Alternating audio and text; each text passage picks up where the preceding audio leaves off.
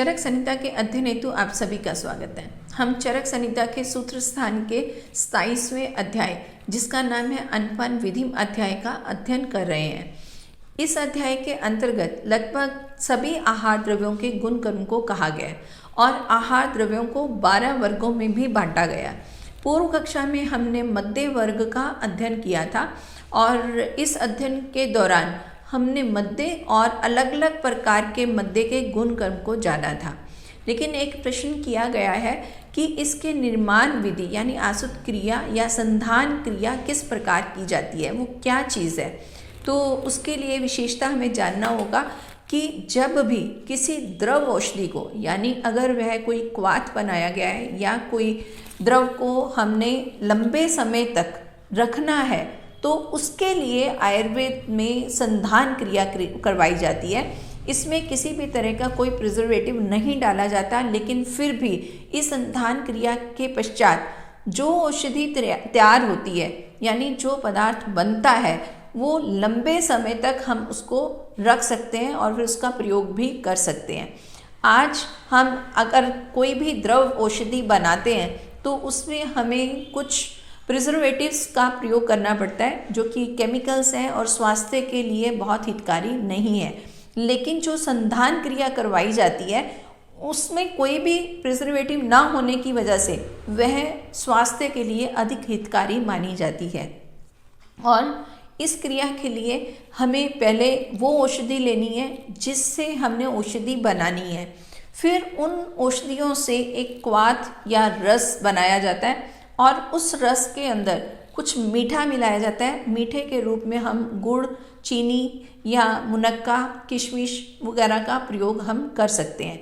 और फिर साथ ही इसमें धाए के फूल या महुए के फूल और इस तरह की और चीज़ें जिनसे फर्मेंटेशन हो, जिस प्रकार दूध को दही बनाने के लिए उसमें कुछ अमल चीज़ यानी दही या फिर नींबू वगैरह का प्रयोग किया जाता है, उसी प्रकार इस संधान क्रिया के लिए ये धाए के फूल या महुए के फूल का प्रयोग किया जाता है।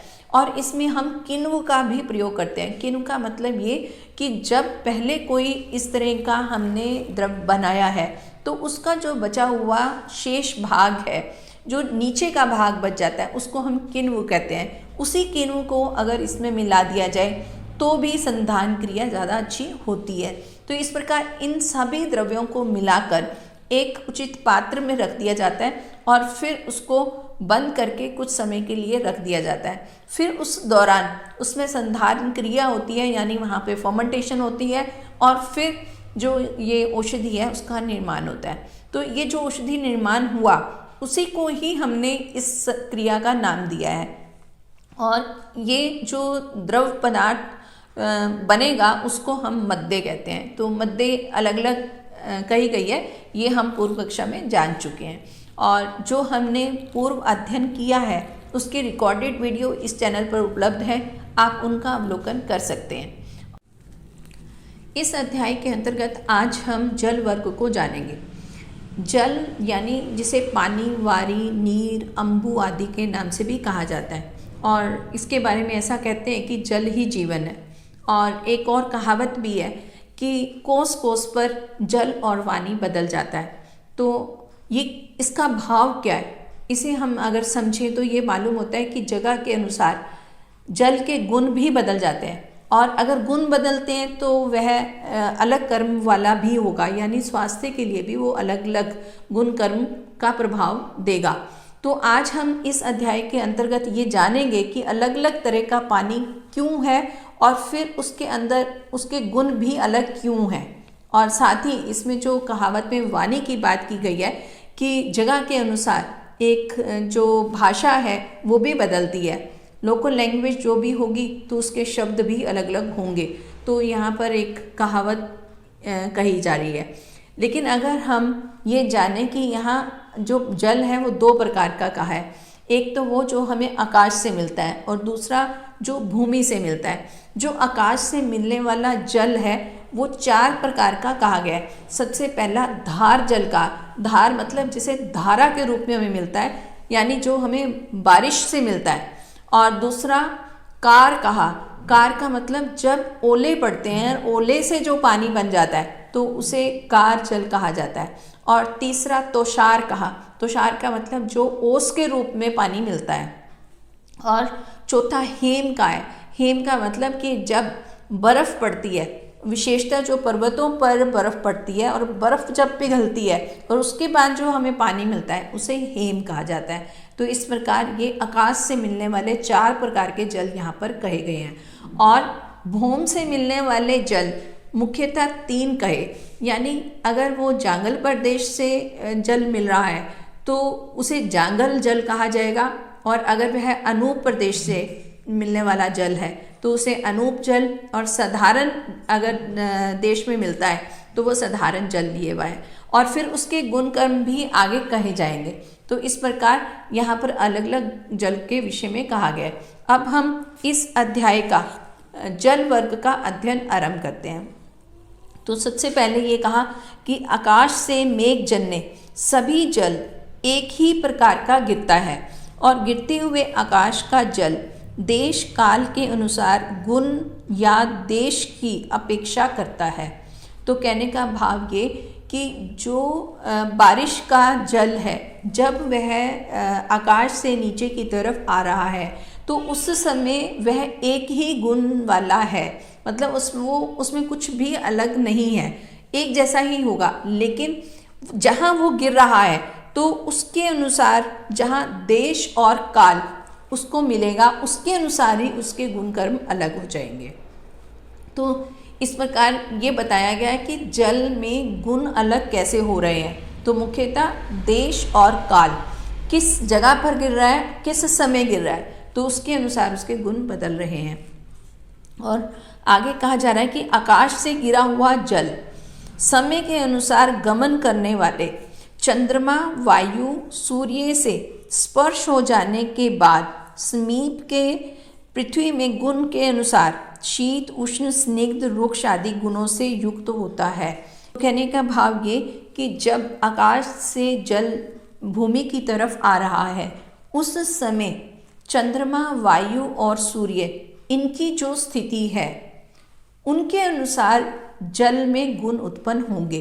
तो विशेषता ये कहा कि अगर वह ग्रीष्म ऋतु में जल आएगा तो अलग गुण वाला है, अगर वह शरद ऋतु में जल आ रहा है तो वह अलग गुण वाला है। और इसी प्रकार चंद्रमा की स्थिति, अगर चंद्रमा कृष्ण पक्ष में है तो उसके अलग गुण होंगे, और अगर वह शुक्ल पक्ष में है तो उसके अलग गुण होंगे। इसी तरह वायु की स्थिति के अनुसार भी गुणों में भिन्नता आएगी। ये हम ज्वार भाटा के भी समझ सकते हैं कि जब भी इनकी स्थितियां अलग अलग होती हैं तो उस समय समुद्र में ज्वार भाटा की स्थिति भी अलग अलग होती है। तो इससे हमें ये समझना है कि इन सब चीज़ों का प्रभाव जल पर होता है। अब इसी के गुण कहे जा रहे हैं और आगे इनको विस्तार से बताया जा रहा है। अब आकाशीय जल के स्वाभाविक गुण कहे जा रहे हैं, यानी जो आकाश से हमें जल मिलता है तो उसमें कौन कौन से गुण होते हैं, उसमें अभी किसी तरह का कोई संपर्क नहीं आया है। वो ये कहा कि यह शीत है और पवित्र है, सुखकर है यानी ये कल्याणकारी है, और स्वादु है यानी ये मधुर होता है, और विमल है, लघु, और इन 6 गुणों से युक्त स्वभाव से ये दिव्य जल वाला है। तो 6 गुण बताए और 6 गुण वाले जल को दिव्य कहा गया। और इसके पश्चात अब भूमि के अनुसार जल का स्वाद कहा गया, यानी जब जल आकाश से भूमि पर आता है तो भूमि कौन कौन से प्रकार की है उसके अनुसार जो उसके गुण बदल रहे हैं। विशेषता यहाँ पर स्वाद के बारे में कहा जा रहा है कि आकाश का जल भूमि पर गिरने पर पात्र की अपेक्षा करता है, यानी जिस प्रकार की भूमि होगी उसी प्रकार का ही वह जल होगा। जैसी भूमि में गिरता या स्थिर होता है उस भूमि के अनुसार गुण वाला है। तो यहाँ विशेषता कहा कि सफ़ेद मिट्टी वाली भूमि पर गिरने पर रस में कषाय, और पांडु वर्ण यानी पीले रंग की भूमि पर गिरने पर रस में तिक्त होता है, यानी कुछ कड़वापन लिए होगा, और कपिल वर्ण की भूमि पर गिरने पर क्षार होगा, और उष्ण भूमि पर गिरने पर लवण यानी नमकीन स्वाद वाला होगा, और पर्वत पर गिरकर बहने वाला जल कटु यानी वो कुछ चरचरा होगा। और काले वर्ण की मिट्टी पर गिरने वाला जल मधुर होता है। तो ये स्वाद भी भूमि के अनुसार अलग अलग बताए हैं। और इस प्रकार भूमिष्ठ जल के 6 गुण बताए हैं। तो अगर हम इन 6 गुणों में देखें तो कषाय तिक्त, कटु, क्षार, लवण, अमधुर ये बताया, लेकिन इसमें अमल नहीं कहा गया है। तो इस प्रकार ये 6 गुण कहे हैं। और इसके पश्चात अब आकाश से गिरने वाले जल के आगे 3 भेद बताए हैं। वो पहले को ऐन्द्र कहा है, यानी जो धारा द्वारा आकाश से गिरा जल है, जो वर्षा का जल है उसे इंद्र कहा गया। और दूसरा कार, जिसे ओले का जल, और तीसरा हिम, जिसे कि हम जो बर्फ़ से मिलने वाला जल है। और ये सभी जल जो आकाश से मिलने वाले जल हैं ये अव्यक्त रस वाले हैं, यानी इसमें कोई भी रस नहीं होता है। जल में रस केवल भूमि के संपर्क से होगा या फिर कोई और द्रव्यों का संपर्क होगा तो उसमें रस में भिन्नता आएगी, अदरवाइज ये सभी अव्यक्त रस वाले हैं। और जो जल इंद्र से छोड़ा गया आकाश से गिरता है वह चांदी आदि स्वच्छ पात्रों में एकत्रित किया जाता है और उस जल को विद्वान लोग इंद्र जल कहते हैं। यानी अगर वर्षा का जल हम एकत्रित कर रहे हैं तो विशेषता कहा जाता है कि चांदी आदि पात्र में इसे हमें एकत्रित करना चाहिए। और फिर इसी जल को इंद्र भी कहा है। और ये कहा कि ये जलों में सबसे प्रधान होता है और ये राजाओं के पीने योग्य है। तो राजाओं के पीने योग्य है मतलब कि ये जल में श्रेष्ठ है। तो इसे इस तरह की उपमा दी गई है। अब यहाँ सभी उत्तम प्रकार के जल के कुछ गुण कहे जा रहे हैं, यानी साधारणतः सभी प्रकार के जो अच्छे जल हैं उनके गुण क्या है। तो उनको कहा कि ये कुछ कषाय और मधुर रस वाला है और सूक्ष्म है, विशद, और ये हल्के होते हैं और ये जल रुक्ष एवं कफ कारक नहीं होते हैं। तो अब ऋतु के अनुसार बरसे हुए जल के गुण कहे जा रहे हैं, यानी जहाँ अलग अलग ऋतुएं हैं तो उनमें जो वर्षा होगी, वर्षा से एकत्रित किएगा जल अलग अलग गुण लिए होगा। और विशेषता इसमें ऐसा कहा जाता है कि शरद ऋतु में बरसा हुआ जो जल है वो विशेष हितकारी होता है। तो यहाँ गुण में ये कहा कि वर्षा ऋतु का नवीन जल रस में मधुर, भारी और कफ कारक होता है। यानी अगर वर्षा ऋतु में एकत्रित किया गया जल है तो वो कफ को बढ़ाने वाला होगा। और शरद ऋतु का जल पतला, हल्का और कफ कारक होता है, तो ये भी कफ को बढ़ाने वाला। और जो सुकुमार व्यक्ति हैं और जो व्यक्ति प्राय स्निग्ध आहार करते हैं उनके भक्ष्य, भोजन, लेह और पेय, इन चारों प्रकार के भोजन में वह उपयोगी होता है। और विशेषता यहाँ शरद ऋतु के जल के गुण कहे जा रहे हैं कि जो सुकुमार व्यक्ति हैं, यानी जो ज़्यादा परिश्रम नहीं करते हैं, कोमल शरीर वाले हैं, उनके लिए यह विशेष हितकारी कहा गया है। अब हेमंत ऋतु का जल का गुण कहा जा रहा है कि हेमंत ऋतु में बरसा हुआ जल स्निग्ध, शुक्रवर्धक, बलवर्धक और गुरु होता है। और शरद ऋतु में बरसा हुआ जल हेमंत ऋतु की जल की अपेक्षा अधिक हल्का होता है। अब यहाँ पर तुलना भी की गई है हेमंत ऋतु और शरद ऋतु के जल में। इससे पहले शरद ऋतु का जल हितकारी कहा गया था और विशेषता सुकुमार के लिए हितकारी कहा गया था। और अब ये कहा कि जो शरद ऋतु में बरसा हुआ जल है वो हेमंत ऋतु के जल की अपेक्षा अधिक हल्का होता है और कफ और वायु को नष्ट करने वाला है। और बसंत ऋतु में बरसा हुआ जल कषाय, मधुर और रुक्ष होता है।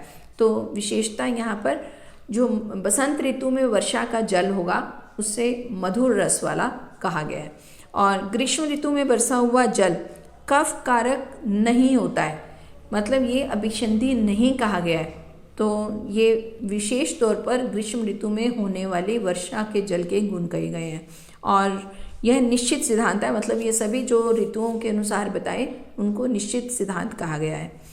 और प्रत्येक ऋतु में वर्षा से गिरने वाले जलों के गुण अलग अलग इस प्रकार बता दिए गए हैं। विभ्रांत काल में अर्थात काल के अतियोगहीन योग और मिथ्या योग होने पर जब मेघ जल बरसाते हैं तो वह जल दोषों को उत्पन्न करने वाले होते हैं, इसमें संदेह नहीं है।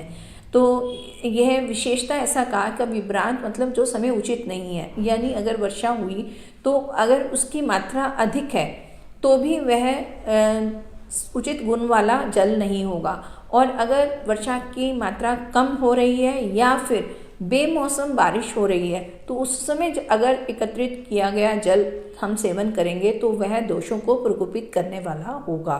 और इसके साथ विशेषता ये कहा कि राजाओं को और राजा के समान धन आटे और सर्व गुण संपन्न पुरुषों को, सुकुमार पुरुषों को शरद ऋतु में बरसे हुए जल को एकत्रित कर प्रयोग में लाना चाहिए। तो अब विशेषता शरद ऋतु के जल के गुण को ही कहा जा रहा है। ये पहले भी कहा है कि शरद ऋतु का जल अधिक हितकारी होता है। तो यहाँ ये कहा कि इस समय जो एकत्रित किया गया जल है वो राजा या फिर राजा के समान जो धन संपन्न है और जो सुकुमार है, तो ये सभी विशेषता जो परिश्रम नहीं करने वाले हैं उनके लिए शरद ऋतु में एकत्रित किया गया जल विशेष हितकारी कहा है। अब इसके पश्चात नदियों के जल के गुण कहे जा रहे हैं। वर्षा के जल के पश्चात दो प्रकार के जल, और नदी का जल और समुद्र का जल, मतलब ये दोनों का जल भी आकाश से मिलने वाला ही जल है, लेकिन इनके गुण अलग अलग है। तो अब पहले नदियों के जल के गुण कहे जा रहे हैं कि ये हिमालय पर्वत से निकली नदियों के तट पर ऋषि लोग निवास करते हैं, अतः वे नदियाँ पुण्य या पवित्र होती हैं, और उनका जल नदियों के मध्य में रहने वाले पाषाण के टुकड़ों से विच्छिन्न हो जाता है, यानी टूटता है, और विशुद्ध यानी वो उछल उछल कर चलता है। और छिन्न भिन्न हुए जल वाली नदियाँ सर्व प्राणियों के लिए हितकारी होती हैं। तो नदियों के जल को यहाँ पर हितकारी कहा है, और विशेषता इसलिए कि एक तो ये कि जब ये नदियाँ, और विशेषता यहाँ पर भारतवर्ष की ही नदियों के बारे में कहा गया है कि हिमालय पर्वत से शुरू होने वाली नदियाँ, इनका जल जब वहाँ से चल रहा है तो हिमालय भूमि को हिंदू धर्म में विशेषता भारत संस्कृति में पवित्र कहा जाता है, और वहाँ ऋषियों का निवास कहा है। तो उस पवित्रता के लिए भी इसे हितकारी कहा, और साथ में कहा कि पर्वत से नीचे की तरफ आने वाली नदियों में पानी कई पत्थरों से टकराकर और फिर ऊपर नीचे होता हुआ अधिक हितकारी होता है। तो विशेषता यहाँ पर तुलना समुद्र के पानी से ही की गई है कि नदियों का पानी अधिक हितकारी होता है। और विशेषता ये कहा कि जो नदियाँ मलयाचल, ये मल्ले पर्वत के बारे में कहा गया कि उससे निकलती हैं, उनमें पत्थर के टुकड़े और बालू बहा करते हैं, अतः उनका जल स्वच्छ और अभूत के समान मिष्ट होता है। तो कहने का मतलब ये कि विशेषता मल्ले पर्वत ये मसूर की तरफ मिलने वाला पर्वत है, और विशेषता जो हमारे भारतीय संस्कृति के पुराने शास्त्र हैं उनमें इसका वर्णन मिलता है। और ऐसा कहते हैं कि इंद्र का ये विशेष जो पर्वत था, मतलब वो उनको पसंद करते थे, और यहाँ पर चंदन के पेड़ भी अधिक मिलते हैं। तो ये मैसूर के आसपास का जो स्थान है वो कहा जा गया है। और इसमें कहा कि वहाँ जो नदियाँ हैं उनमें टुकड़े पत्थर के और बालू है, तो इसके कारण वहाँ का जल जो है वो हितकारी होता है, और वो स्वाद में भी अमृत है, स्वच्छ है, और ये स्वास्थ्य के लिए हितकारी कहा है। अब इसके पश्चात पश्चिमी समुद्र में जाने वाली नदियों का जल पथ्य और निर्बल होता है, और पूर्वी समुद्र में जाने वाली नदियाँ मंद वेग से रहती हैं और उनका जल गुरु होता है। तो ये भी भारत वर्ष के लिए ही कहा गया, यानी जो भारत देश में यहाँ दो प्रकार की नदियाँ हैं, एक तो जो पश्चिमी समुद्र में गिरती हैं यानी अरब सागर में गिरती हैं, और जो दूसरी हैं वो पूर्व में जो सागर है उसमें गिरती हैं, तो वो हिंद महासागर में गिरने वाली हैं। तो उन दोनों के पानी की भी तुलना की गई है कि अगर जो पश्चिमी समुद्र में जाने वाली नदियाँ हैं उनका जल पथ्य और निर्मल है, और जो पूर्व समुद्र में गिरती हैं उनका जल जो है वो गुरु है। तो इन दोनों में भी भिन्नता है। और जो जो पूर्व पश्चिमी समुद्र में गिरने वाली नदियाँ हैं, विशेषतः उसमें नर्मदा नदी वगैरह का वर्णन हमें मिलता है। तो इस तरह उनके पानी में गुणों की भिन्नता कही गई है। अब इसके पश्चात पारियात्र, विंध्य तथा सत्ते नामक पर्वत से निकलने वाली नदियों का जल सिर के रोग, हृदय के रोग, कुष्ठ रोग और शलीपद रोगों को उत्पन्न करने वाले हैं। और विशेषता ये पारियात्र, विंध्य और सत्ते पर्वत ये मध्य भारत से नीचे मिलने वाले पर्वत हैं। और कहा कि वहाँ से जो नदियाँ निकल रही हैं और उनका जो जल है तो वो इन रोगों को उत्पन्न करने वाला है। यहाँ सिर के रोग, हृदय, कुष्ठ यानी त्वचा रोग और शलीपद को जिसको हाथी का पाँव भी कहते हैं, फाइलेरिया भी कहते हैं, तो ये रोगों को उत्पन्न करने वाले हैं। तो ऐसा कहा। और इसके पश्चात अब आगे बरसाती नदियों के जल के गुण कहे जा रहे हैं। ये वे नदियाँ जो सिर्फ बरसात के मौसम में ही दिखाई देती हैं, वर्षा का पानी ही उसमें बहता है, और उनके फिर आगे गुण कहे जा रहे हैं कि ये अधिकतर वर्षा ऋतु में नदी का जल कीट, सांप और चूहे के मलों से दूषित हो जाता है, और अतः बरसात में नदी का जल पीने से सभी दोषों को उत्पन्न करने वाला होगा। तो विशेषता ये कहा कि जब भी वर्षा होती है तो वर्षा के साथ बहुत सारा जो गंदगी है वो भी साथ में आती है। धूल मिट्टी तो होती ही है, इसके अलावा साइड का जो कूड़ा करकट भी वहाँ पड़ा है वो भी उसके साथ बहता है। तो ये कूड़ा करकट होने के साथ साथ यहाँ पर जो विशेषता और कहा कि जल कीट, सांप और चूहे के मल भी उसमें उपलब्ध होते हैं। तो इस दृष्टि से इसे दूषित जल कहा है, और दूषित जल रोगों को उत्पन्न करने वाला है। तो विशेषता बरसाती नदियों के जल के गुण कहे कि ये स्वास्थ्य के लिए हानिकारक है। और अब आगे कुछ और जल को भी कहा जा रहा है। इसमें वापी, जिसे बावली कहते हैं, बावली का मतलब वो जल क्षेत्र है जहाँ पर हम नीचे सीढ़ी बनाकर नीचे की तरफ जाते हैं। मतलब ये एक तरह का नीचे का एरिया रहता है जहाँ पर पानी इकट्ठा होता है, लेकिन वो इतना नीचे होता है कि वहाँ पर सीढ़ी के द्वारा नीचे जाया जाता है। इसको बावली कहते हैं। तो उसके बारे में कहा। और फिर कूप, यानी जहाँ कुएं को कहते हैं कि उसके चारों तरफ ईंटों का एक बाउंड्री बनी हुई है और नीचे पानी है, तो उसे कुआं। और तड़ाग मतलब तालाब कोई भी, और उत्स मतलब जो भूमि फोड़कर नीचे से जिस नदी का जल ऊपर आता हो। तो ये वो जगह है कि जब हम खुदाई करवा रहे हैं किसी और कारण से, तो अचानक से वहाँ पानी मिल जाता है और वो एक फुहारे की तरह निकलता है बाहर। तो ये उस तरह के पानी को कहा है। और सर झील को कहते हैं, और परस्रवन ये झरना है। और इनके जल का गुण या दोष अनूप पर्वत और जंगल के अनुसार होता है। विशेषता ये कहा कि ये सभी, चाहे वह बावली है, चाहे वो कूप है या तड़ाग है या झील है या वहाँ का झरना है, तो जिस तरह का जगह होगी, यानी अगर वो जंगल प्रदेश है तो वो जंगल प्रदेश वाले जल के गुण लिए होगा, और अगर वो अनूप देश में है तो फिर वहाँ के गुण लिए होगा। तो ये स्थान के अनुसार कहा कि जहाँ पर जैसा ये माध्यम होगा उसी तरह से उसके गुण भी कहे जाएंगे। और इसके पश्चात अब अहितकर जल कहा कि जो स्वास्थ्य के लिए हितकारी नहीं है।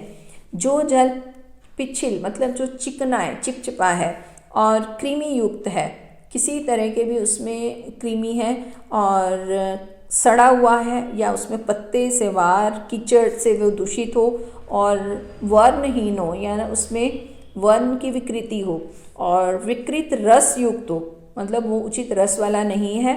सांद्र यानी गाढ़ा है, जो पानी से छन ना सके, मतलब वो पानी गाढ़ा हुआ हो और दुर्गंध वाला हो, वह हितकारी नहीं होता है। तो इस तरह ये गुणों वाला पानी हितकारी नहीं कहा है। और इसके पश्चात अब समुद्र के जल के गुण कहे जा रहे हैं कि जो वरुण भगवान का आलय है यानी निवास स्थान है, उस समुद्र का जल विस्र यानी शव की गंध जैसा और त्रिदोष कोपक मतलब तीनों ही दोषों को बढ़ाने वाला और लवण होता है। तो विशेषता यहाँ पर समुद्र के जल के बारे में ये कहा कि उसमें एक गंध आती है और उस गंध को भी बहुत अच्छा नहीं कहा गया है। और साथ में ये तीनों ही दोषों को बढ़ाने वाला है और ये रस में नमकीन वाला है, तो ये समुद्र जल के गुण कहे हैं। और ये सभी प्रकार के जल कहने के साथ यहाँ पर यह जल वर्ग समाप्त होता है।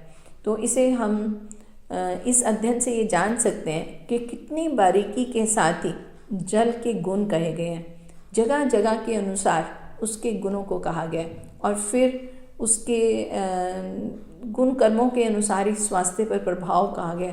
तो इतनी बारीकी से यहाँ पर ये अध्ययन किया गया है। और अब हम अगली कक्षा में अगला वर्ग यानी गोरस का वर्णन जानेंगे। अब बारी है प्रश्नोत्तर की। पूर्व कक्षा में पूछा गया प्रश्न था कि कोमल अवस्था की मूली के गुण क्या हैं। तो इसका उत्तर है कि ऐसी मूली तीनों ही दोषों का शमन करने वाली है, त्रिदोष शामक है, वात पित्त कफ तीनों ही दोषों का शमन करती है। और सही उत्तर देने वाले आप सभी बधाई के पात्र हैं। इन प्रश्न उत्तर का मुख्य उद्देश्य विषय में रुचि जगाना है और आप इसमें सहायक रहते हैं और अपने ज्ञान का अवलोकन करते हैं, तो इसलिए आप विशेष तौर पर बधाई के पात्र हैं। और आज के लिए प्रश्न है कि 5 रस वाला कोई द्रव्य आपको बताना है। मतलब हमने पीछे कई आहार द्रव्यों के गुण कर्मों को जाना है, उसमें से कुछ द्रव्य ऐसे भी आए कि जिनमें 5 रस उपलब्ध थे। तो आपको किसी एक द्रव्य का नाम बताना है और आशा है कि आप इसका उत्तर जानते हैं और आप कमेंट बॉक्स में अवश्य लिखेंगे। और इसके अलावा भी अगर आप कोई प्रश्न पूछना चाहते हैं तो वो भी लिखें, हम उत्तर देने का प्रयास करेंगे। और इसी के साथ आप सभी को सादर नमस्ते।